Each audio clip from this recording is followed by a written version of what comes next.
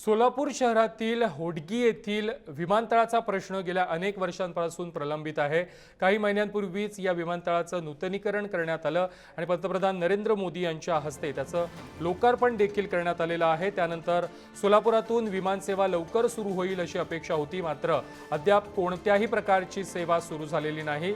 विमानसेवेच्या प्रश्नावरती खासदार प्रणिती शिंदे यांनी पाठपुरावा सुरू केलेला आहे। सोलापुरातून लवकरात लवकर विमानसेवा सुरू व्हावी यासाठी खासदार प्रणिती शिंदे यांनी केंद्रीय नागरी उड्डाण वाहतूक मंत्री राममोहन नायडू यांची नवी दिल्ली येथे भेट घेतलेली आहे आणि त्यांना निवेदन देखील दिलेलं आहे।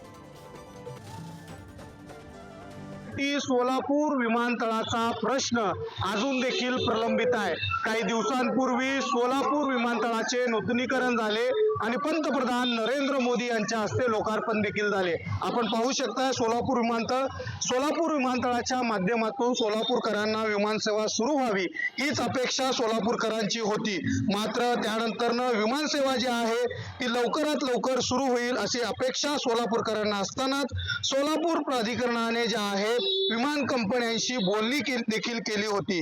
त्याचबरोबर फ्लाय 91 या कंपनीने देखील 23 डिसेंबर पासून सोलापूर मुंबई आणि सोलापूर गोवा या मार्गावर विमानसेवा सुरू करण्याची घोषणा देखील केली होती, मात्र अद्याप देखील कोणत्याही प्रकारची सेवा जी आहे विमानसेवा ती सुरू नसल्याचं चित्र आपल्याला दिसून येत आहे।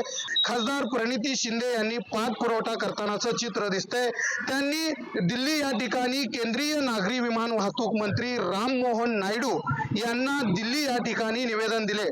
सोलापूरच्या विकासासाठी विमानसेवा अत्यावश्यक असल्याचं मुंबई, दिल्ली, हैदराबाद, तिरुपती यासारख्या शहरांमध्ये थेट विमानसेवा सुरू करण्यासाठी प्रणिती शिंदे प्रयत्न करतानाचं चित्र आपल्याला दिसून येते। त्यामुळे सोलापूरकरांसाठी विमानसेवा कधी सुरू होईल हे देखील पाहणं महत्त्वाचं ठरणार आहे। कॅमेरा पर्सन तौसिफ शेख सह अनिकेत गायकवाड, पुढारी न्यूज, सोलापूर।